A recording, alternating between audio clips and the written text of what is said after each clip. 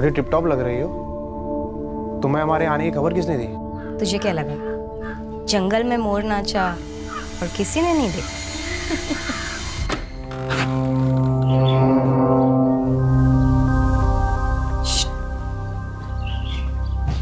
आजा, कोई नहीं।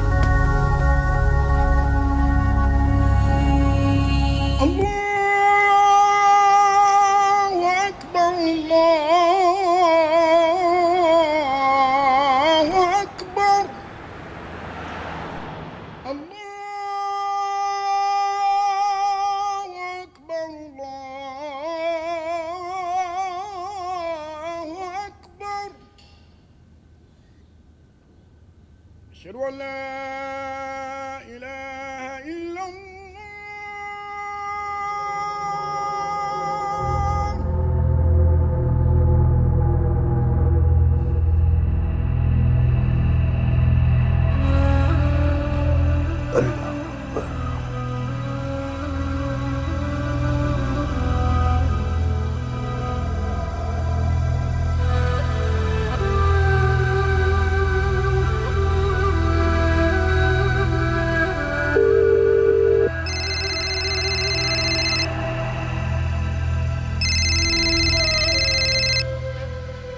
अस्सलाम वालेकुम या शेख कुल्ली। माज़ल क़ौल या अज़ीज़ सुम्मा ख़ब्रुन सू। ला तुख़ीबु या शेख अल कायनात फ़ीहा लिकुल्ली मर्दिन दवा। नहनु मुताब या अज़ीज़ नहनु इला हाजत इला कस्बिल ऐश। मिलेगी, ज़रूर मिलेगी। हम उन सारी ताकतों को हाजिर करेंगे जो आपकी ज़िंदगी में खुशियाँ भरेंगी। लेकिन कोई लेकिन नहीं सुनना है हमें। कीमत बड़ी होगी जनाब। कोई कीमत बड़ी नहीं है हमारे लिए। हम गम में मरना नहीं चाहते। मरे आपके दुश्मन, आपको तो दुगनी उम्र और चौगनी जवानी नसीब होगी। यह हमारा वादा है।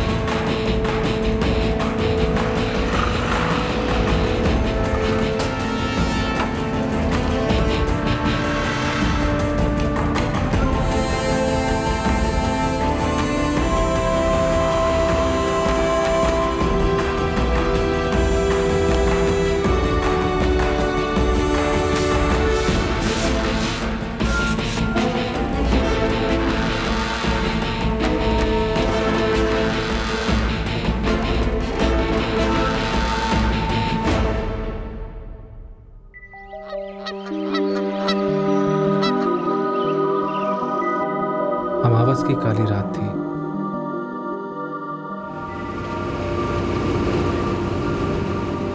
अपशगुन था या किस्मत का लिखा था पता नहीं, पर हमारे दिमाग में कुछ चल रहा था उस रात कि कुछ तो सही नहीं है।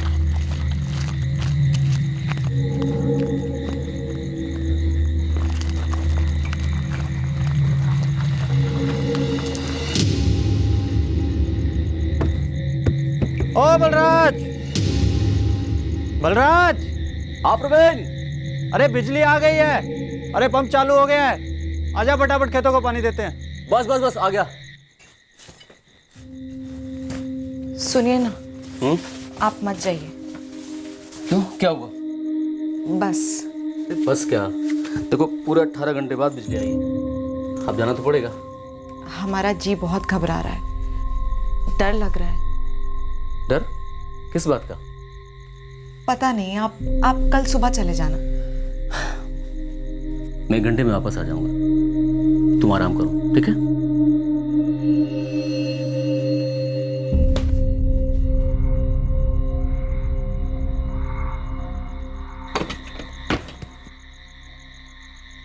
चल चल भाई जल्दी भर लेते हैं। हाँ। और बेटा कैसा है? आजा।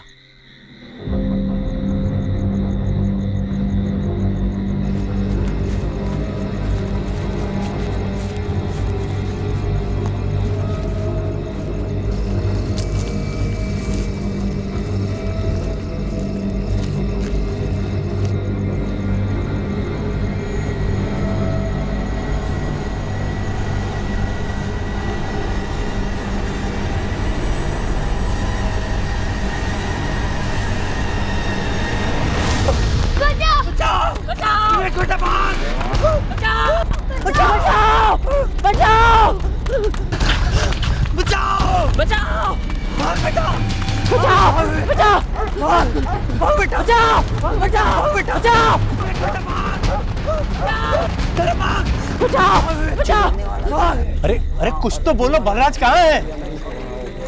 हाँ? अरे धर्म प्रवीण, कुछ तो बोलो, क्या हुआ? तुम सबको सांप ठूक गया क्या? अरे अरे क्या हुआ? वो लोग बलराज को उठाकर लेकर गए। हम लोग जैसे तैसे भागे हैं। कौन लोग थे? प्रवीण, कौन लोग थे वो? क्या हुआ बलराज भैया को? पता नहीं, उनके हाथों में तलवारें थी। बस वो बलराज को अपने साथ घसीट के ले गए।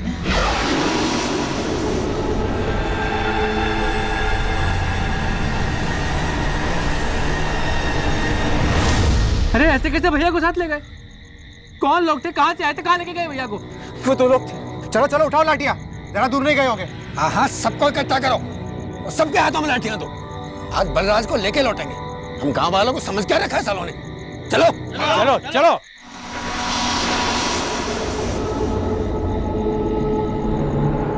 बलराज, बलराज, बलराज, भैया, बलराज, बलराज, बलराज, बलराज, बलराज, भैया, बलराज, भैया, बलराज, बलराज, बलराज।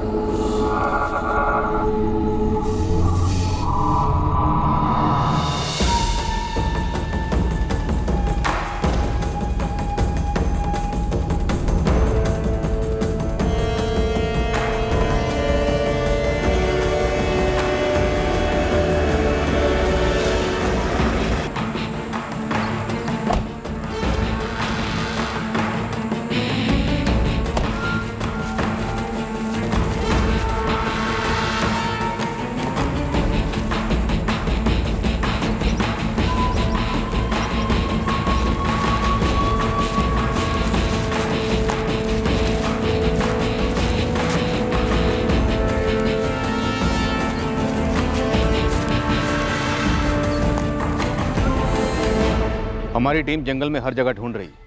पहले आप पूरी बात बताइए, हुआ क्या है? हम और हमारा बेटा विवेक और मेरा चचेरा भाई बलराज, हम खेतों में पानी देने जा रहे थे साहब। तभी अचानक हमने देखा कि तो वो दो लोग इस धर्म को पकड़ के रखे हुए थे। हाँ, घसीट कर खेतों की तरफ ले गए हमें। कहाँ से पकड़ कर लाए थे? आए कहाँ से थे वो लोग? वो कहाँ से आए थे ये तो हमें नहीं पता।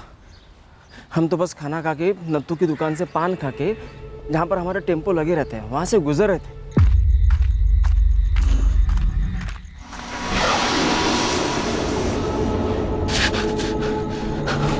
कौन है भाई? क्या चाहिए? हमें लगा डाकू है। कुछ समझ नहीं आ रहा था, कहाँ लेके जा रहे हैं, क्यों?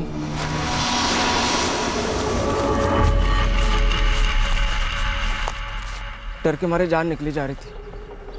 तभी प्रवीण, उसका बेटा विवेक और बलराज वहाँ आ गए। और साहब हमें तो कुछ मालूम ही नहीं था साहब।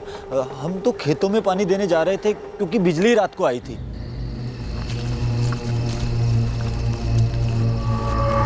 अरे कौन है भैया? वो दूसरा बंदा भी पेड़ के पीछे चला गया साहब। फिर बहुत देर तक नहीं लौटा वो साहब। फिर हम लोग खुद को छुड़ाने में लग गए।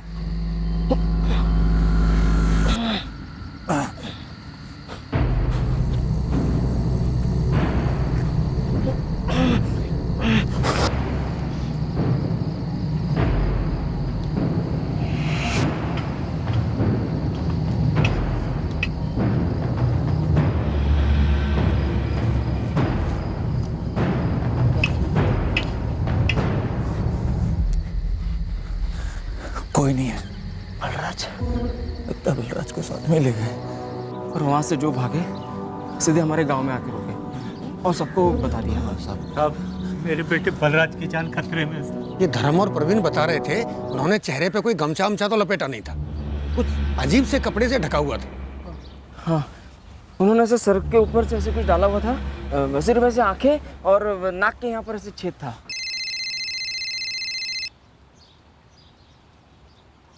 हाँ यादव।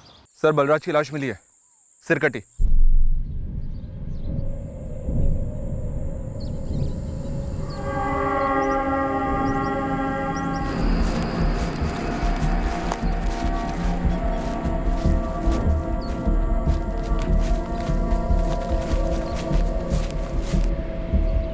क्या हुआ? बलराज कहाँ है? कुछ बोलते क्यों नहीं? लाश मिली है उसकी मीना, सर कटा हुआ है।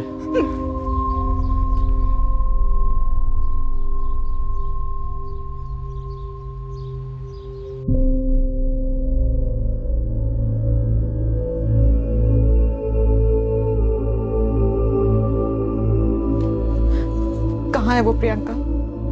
कुछ बोलो ना।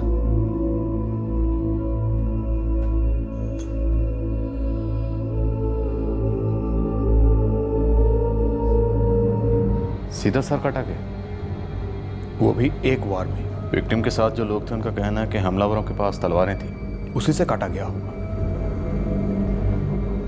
मिनिमम ब्लड बहा है बॉडी में। इंस्पेक्टर, ये एक भयानक किस्म का मर्डर है। कोई सेक्सुअल असॉल्ट? नो, सोडोमी के कोई निशान नहीं है।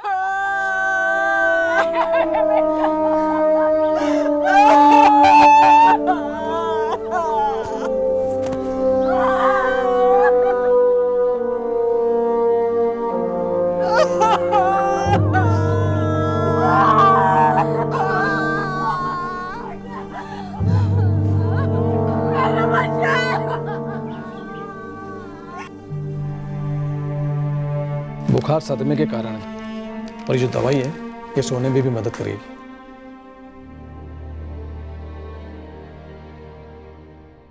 सर, आधा जंगल छान कर देख लिया मगर बलराज कुशवा का सर कहीं नहीं मिला। कहीं खून के छींटे मिले? एक कतरा भी नहीं सर, वही तो सबसे बड़ी मुश्किल है। जमीन कहीं से खुदी हुई मिली? शायद गाड़ दिया हो। नहीं सर, कहीं कुछ नहीं मिला, हर जगह चेक कर लिया। पांडे, धड़ जहां मिला वहां से सर ज्यादा दूर होना नहीं चाहिए। बाकी का जंगल छान मारो अच्छी तरह से, बारीकी से। धर्म, जब वो दो लोग तुम्हें घसीट कर लेके जा रहे थे, जहां तुम्हारी टेम्पो खड़ी थी वहां से लेकर खेतों तक, इस दौरान उन लोगों ने आपस में कोई बात की? कुछ सुना तुमने? हमने कुछ भी नहीं सुना, हमारा मुंह बांध रखा था, हम बहुत डरे हुए थे, बस उनसे भीख मांग रहे थे कि हमें छोड़ दें। इरादा क्या था उनका? पहले तुम्हें खेतों में लेके गए, फिर तुम्हें छोड़ दिया, फिर बलराज को लेके गए और उसका सर काट कर अपने साथ ले गए। अब उनका क्या इरादा था हम कैसे बता सकते हैं? हम तो बस घर से पान खाने के लिए निकले थे। क्या उन लोगों ने तुम्हारे साथ कुछ जबरदस्ती करने की कोशिश की थी? कुछ बलात्कार? नहीं नहीं, देखो अगर ऐसा कुछ भी हुआ था तो शर्म के मारे कुछ भी छुपाना मत। ऐसा कुछ हुआ ही नहीं सर, तो क्या बताएं? बस एक पेड़ के पीछे बैठाया। सिर्फ बिठाया? जी साहब, और बहुत देर तक हमें घूरता रहा। फिर थोड़ी देर बैठाने के बाद वो हमें वापस ले आया साहब। फिर धर्म को ले गया, फिर धर्म को लुटाया और फिर बलराज को ले गया साहब। तुम तीनों के साथ ये गेम खेला और तुम्हारे बेटे विवेक के साथ कुछ नहीं किया? नहीं साहब, हम तो बहुत घबरा गए थे साहब। हमें तो डर लग रहा था कि कहीं हमारे बच्चे के साथ भी कुछ।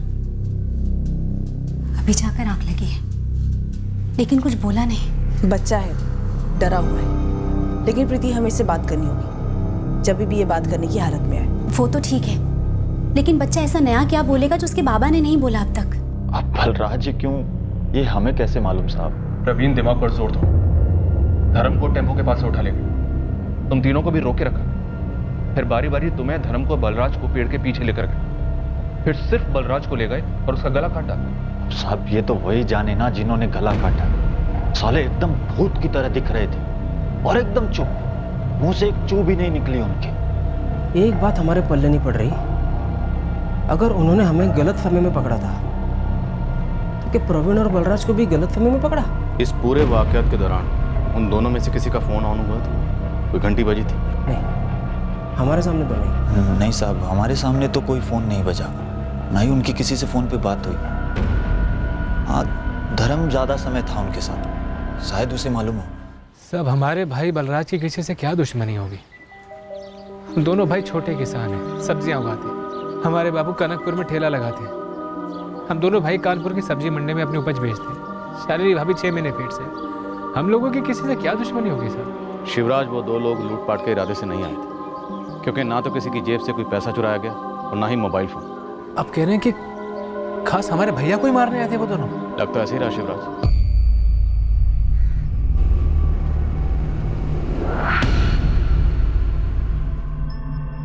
शालिनी भाभी को लगा था कि कुछ अनहोनी होने वाली है। तुम्हारी भाभी को ऐसा क्यों लगा? पता नहीं साहब, उन्होंने बलराज भैया को भी कहा था। हमारी बीवी प्रियंका से भी इस बात का जिक्र किया था। जब ये जा रहे थे तो हमारा जी घबरा रहा था। हमने कहा था इनसे मत जाइए, अजीब सा डर लग रहा है। प्रियंका, हमने कहा था इनसे। कुछ नहीं होगा, बस आप शांत रहिए, कुछ नहीं होगा। शालिनी जी, मैं जानता हूँ इस वक्त तो आप बात करने की हालत में नहीं, पर हमारे लिए जानना ज़रूरी है। आपको ऐसा क्यों लगा कि आपके पति बलराज के साथ कुछ गलत होने वाला है? पता नहीं साहब, कई दिनों से ऐसा महसूस हो रहा था, और फिर इतनी काली रात। पर ऐसा लगने की वजह क्या थी? क्या बलराज ने आपसे कुछ कहा था?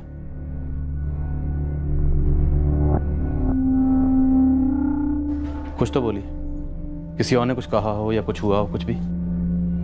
बस कुछ दिनों से अंदर से ऐसा लग रहा था, और फिर अमावस की रात मेरा डर सच निकला साहब। और शालिनी, डर बेवजह तो नहीं होता, कुछ तो बात रही होगी। याद करिए, देखिए, ना सिर्फ आपने अपना पति खोया, बल्कि आपका होने वाला बच्चा जब इस दुनिया में भी नहीं आया, उसने अपने पिता को खो दिया। याद करिए, जहन पर जोर डालिए, आपके डर की वजह क्या थी?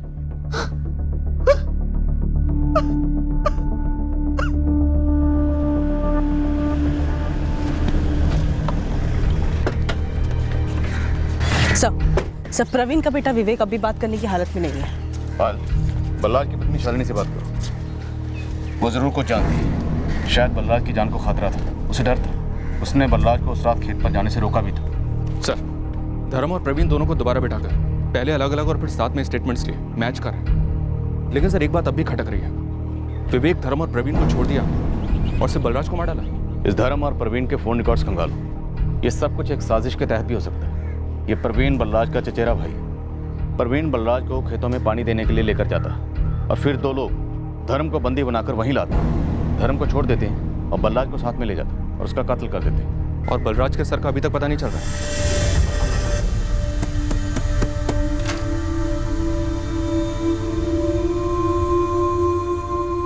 अरे वाह, बड़ी टिप टॉप लग रही हो। तुम्हें हमारे आने की खबर किसने दी? तुझे क्या लगा जंगल में मोर नाचा और किसी ने नहीं देखा? ये क्या बोल रही हो?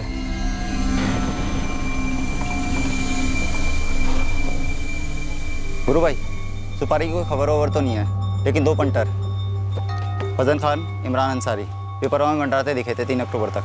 हिस्ट्री है इनकी? काफ़ी अच्छी हिस्ट्री है इलाहाबाद में। 1 मर्डर, 2 हाफ मर्डर। लेकिन ये इलाहाबाद से पिपरवा में क्या कर रहे थे? वो भी कई दिनों से तंबू गाड़े बैठे थे यहाँ। 4 अक्टूबर के बाद गायब हुए। 4 तारीख के बाद ये दोनों पेपरवा से कहाँ के लिए निकले? लॉज वाले को ये तो नहीं मालूम साहब, लेकिन बोला कि 3 तारीख तक पिपरवा में ही थे।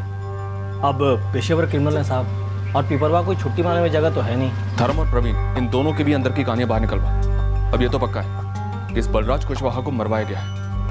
साहब, हमारा विवेक अभी भी बहुत डरा हुआ है। देखिए, अगर हमें जरा सा भी ऐसा लगा कि विवेक को तकलीफ हो रही है, हम उसी वक्त बात करना बंद कर देंगे। हमारा बच्चा बहुत ही छोटा है, आप लोग को देखते ही और डर जाएगा। साहब, आप लोग कुछ दिन रुक नहीं सकते? देखिए, बात को समझने की कोशिश कीजिए।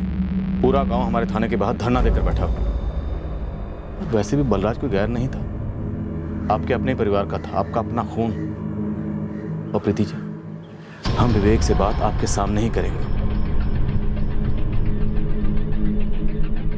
वो लोग आपस में कोई बात कर रहे थे? आपने उनकी आवाज़ सुनी, किसी का नाम लिया? उन लोगों ने ऐसे नकाब पहन रखे?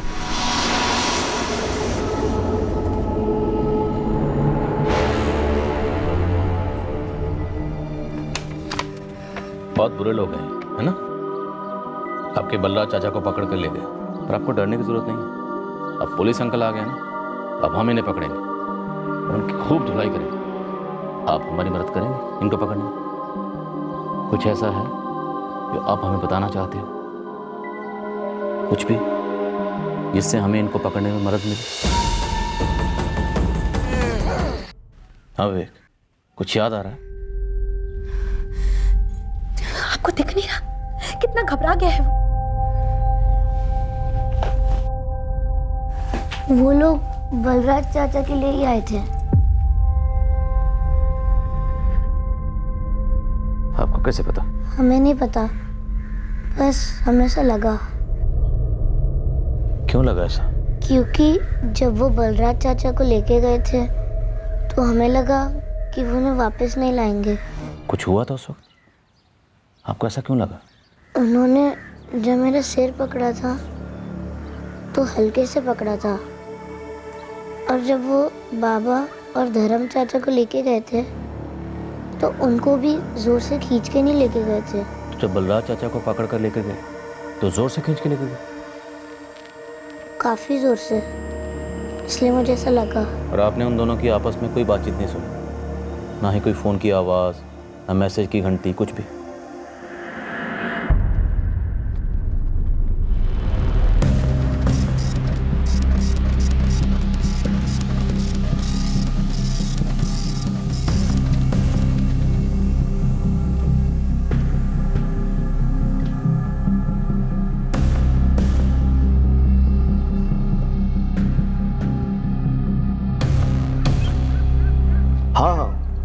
इमरान अंसारी और फजल खान के रिकॉर्ड्स हैं हमारे पास, मैं भिजवा देता हूं आपके पास। पर उन दोनों को जेल से छूटे अभी 8 महीने हुए हैं। उनके किसी नए कांड के बारे में सुना नहीं अभी तक, आप ही से सुन रहा हूं। जिस दिन यहाँ कनकपुर में वो बलराज कुशवाहा हत्याकांड हुआ, वो दोनों बगल के पेपरवा गांव में ही मौजूद थे। फिर तो पूरे आसार हैं कि वे दोनों शामिल रहे होंगे। मैं उनके पिछले 8 महीने के मूवमेंट निकलवाता हूँ।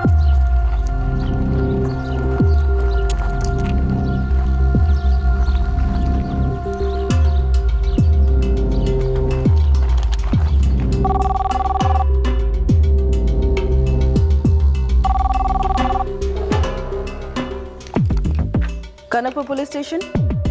सर ढूंढने में सर मत फोड़ो, कभी नहीं मिलेगा आपको। बलराज का सर? अब आप बिना मैडम मेरा सर खा रही हैं। जो बोलूं उस पर अमल करो, आप लोगों के सर का बोझ हल्का होगा। एक बार सामने आके बात तो कर, हम तुझे काफी हल्का कर देंगे। अब आप बिना मैडम आम खाने की बजाय पेड़ गिन रही हैं। वैसे किसी ने बताया आपको उस रात के बारे में? क्या नहीं बताया? यही कि बलराज का मरना तय था उसी सुबह से।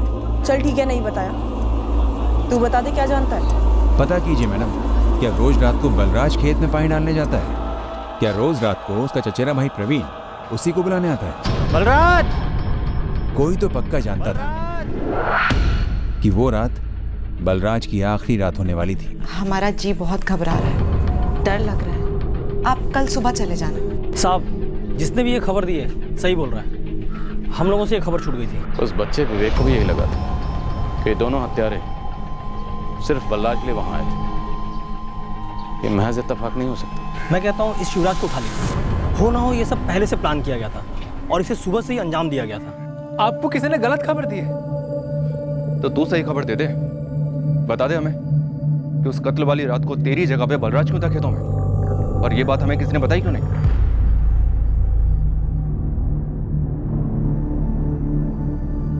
हाँ, ये बात सच है साहब। 3 तारीख को हम ही ने बलराज भैया से कहा था कि कानपुर हम चले जाते हैं सब्जी लेकर। भैया, आज हम चले जाएं क्या कानपुर मंडी में? कानपुर मंडी? कुछ खास है क्या? कुछ चीजें लेनी है। कौन सी चीजें? एक जैकेट पसंद आई है और भी छोटी मोटी चीजें खरीदनी है। सोचा हम ही चले जाते हैं। तो हम जाएं भैया? जा, चला जा।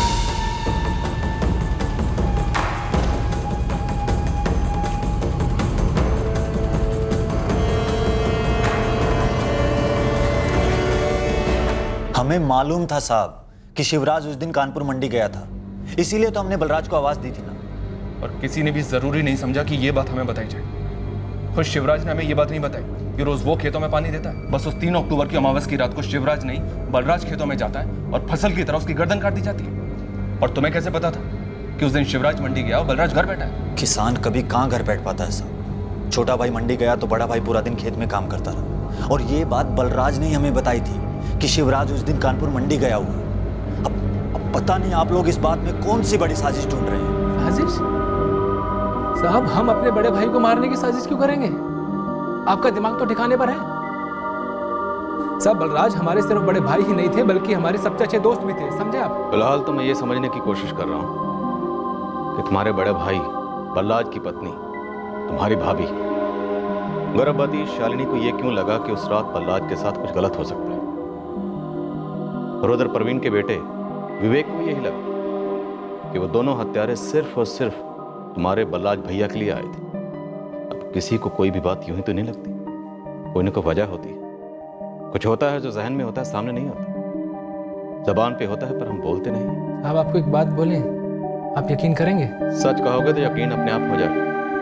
बोलो। उस रात हम जब कानपुर से लौट रहे थे तो हमें भी ऐसा लगा कि कुछ गलत होने वाला है साहब। क्या था? क्या था ये तो नहीं पता साहब। एक किस्म का मनहूस सपना समझिए या जो भी आप बोलना चाहें आप बोलिए। एक अंदर से कुछ लगता है ऐसा साहब।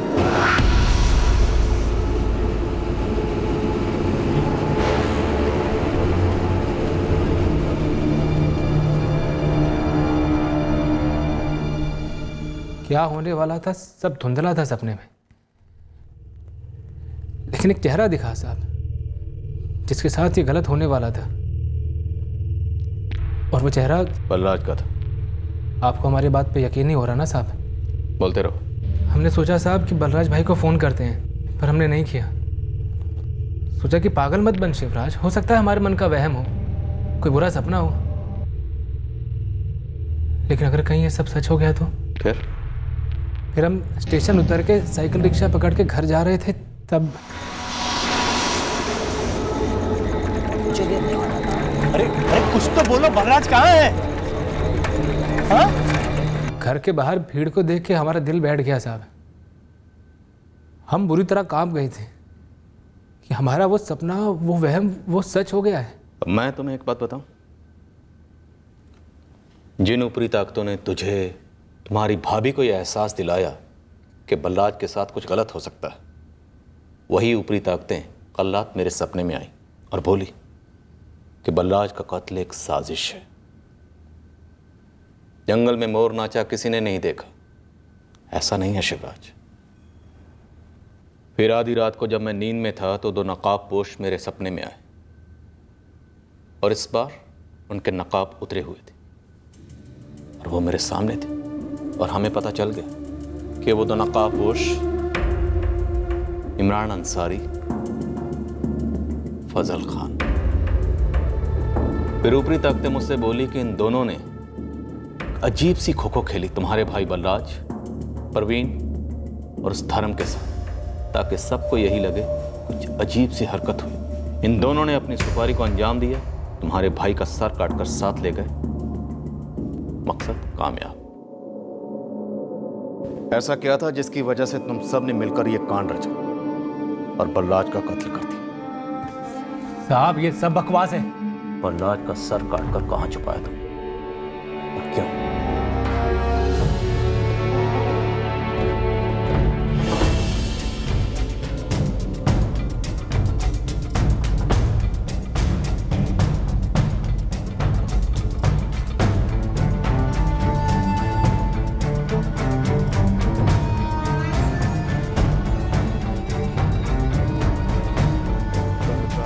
इंडियन करेंसी में उसे 25 लाख देने हैं। उसका नाम है अजीज बेग।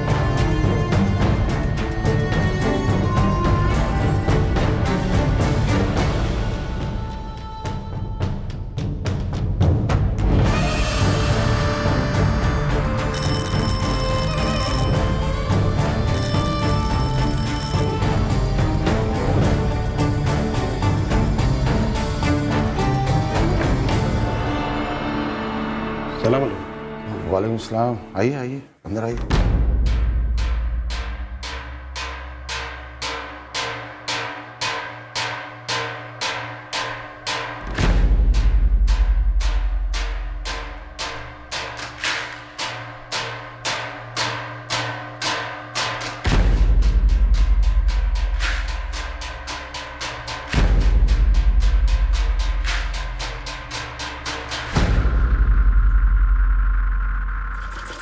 जी मैं वर्षा बोल रही हूँ। जी हाँ, वर्षा साहू। आप कौन? वर्षा साहू, तुम पिपरवा में रहती हो?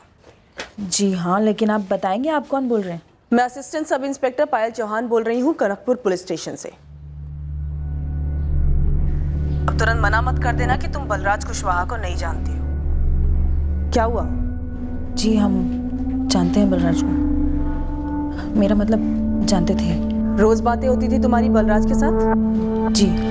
क्या बातें होती थी? फर्टिलाइजर के बारे में, जीएसटी के बारे में, या विराट कोहली की बैटिंग के बारे में? मैडम जान पहचान थी हमारी। रिश्ते में जान पहचान थी या जान पहचान से कोई रिश्ता था? मैडम ऐसा कोई रिश्ता नहीं था हमारा। तो जो भी था पर्दे में क्यों था? बलराज की पत्नी शालिनी ने तो तुम्हारा नाम कभी नहीं सुना। ऐसे कैसे? आप चाहती क्या है हमसे मैडम? हम चाहते हैं बलराज के कातिल तुरंत से तुरंत पकड़े जाएं, और उसके लिए जरूरी है तुम्हारा हमसे बात करना, आमने सामने। ये वर्षा साहू पिपरवा में रहती है, और पिपरवा में ही इमरान अंसारी और फजल खान डेरा डालकर बैठे हुए थे 3 अक्टूबर तक। और सर 3 अक्टूबर की रात को बलराज की पत्नी को बस लगा कि उसके पति के साथ कुछ अनहोनी हो सकती है। भाई शिवराज को भी यही लगा। वैसे शिवराज के फोन रिकॉर्ड्स में ऐसा कुछ निकला नहीं, और धर्म पुरोहित और प्रवीण कुशवाहा, इन दोनों के फोन रिकॉर्ड्स में भी शक करने जैसा कुछ नहीं निकला। कहीं साजिश में शिवराज, धर्म और प्रवीण, इन तीनों की कोई मिलीभगत तो नहीं? हो सकता है सर इन तीनों के बीच फोन पे बात ही ना हुई हो, सब कुछ आमने सामने हुआ। एक काम करते हैं, इस प्रवीण और धर्म पुरोहित से अपने अंदाज में पूछताछ करते हैं। और वो अज्ञात कॉलर जिसने हमें खबर दी थी, उस पर क्या लीड? हर दूसरे केस की तरह ट्रेस नहीं हो रहा है।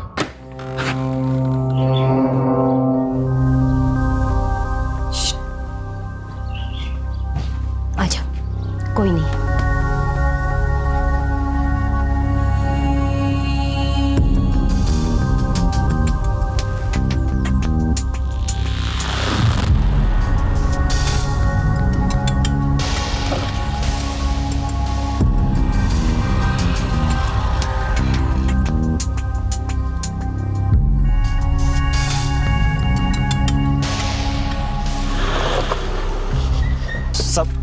सब देखिए, सब हद है। पीड़ित बलराज कुशवाहा का चचेरा भाई प्रवीण कुशवाहा और धर्म पुरोहित दोनों को हमने कस्टडी में ले लिया।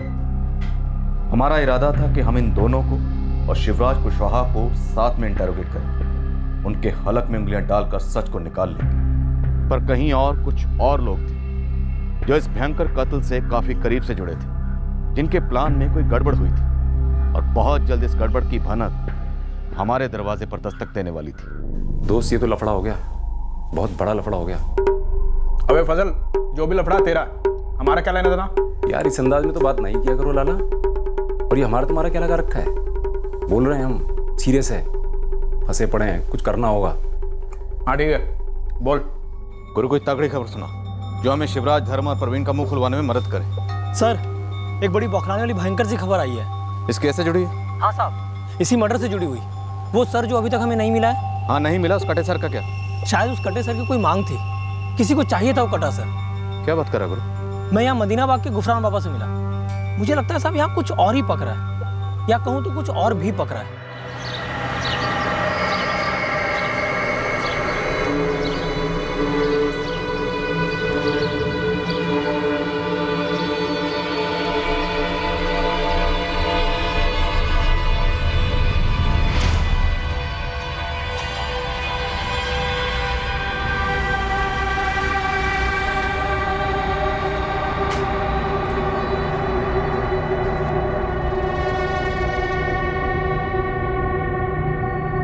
बाबा, मेरा दोस्त जावेद बोला कि आपने मेरे लिए कोई संदेशा भेजा है। कनकपुर में कोई सरकटी लाश मिली बता रहा था। हाँ बाबा, आपके पास कोई जानकारी है उसके बारे में? कटा हुआ सर मिला? नहीं बाबा। सुन, लोहियागढ़ में एक तांत्रिक है रहीम मलिक, काला जादू करता है। 2 हफ्ते पहले मिलने आया था हमसे।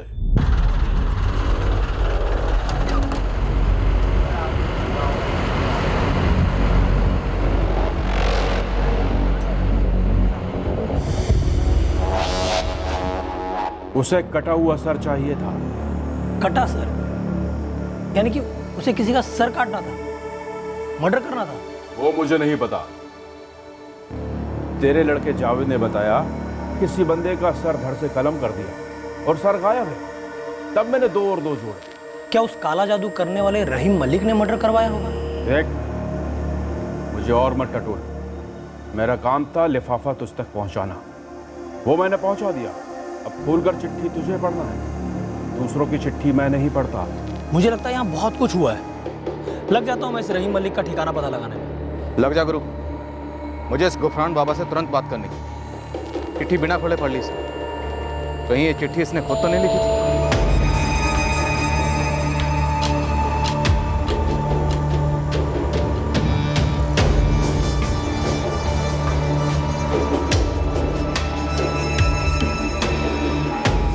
भैया, आप हमेशा की तरह सही हैं, हम हमेशा की तरह गलत हैं। पर क्या भैया आप सच में इतने दूध के धुले हैं? आपकी कमीज में कोई दाग नहीं है? तुम कहना क्या चाहते हो? साफ साफ कहो, इससे घुमा फिरा के बात मत करो। पीपरवा सुना है, पीपरवा के बहुत चक्कर लग रहे हैं आपके। किसी वर्षा साहब से बहुत मिलना जुलना हो रहा है आपका।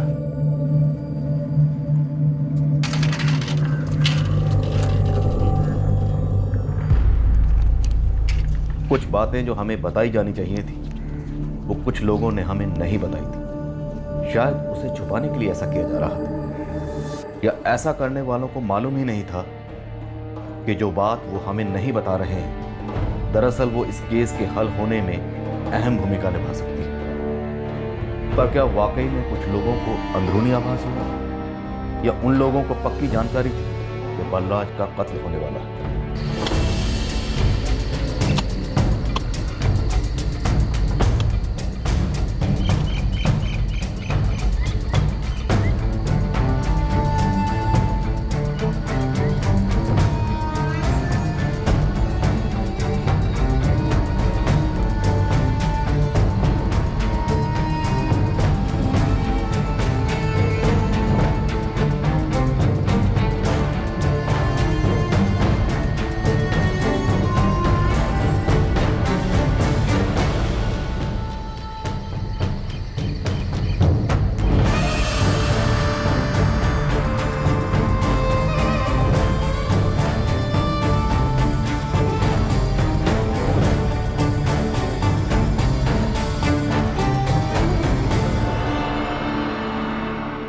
इस कत्ल का मकसद क्या था? क्या यह काले जादू का केस था?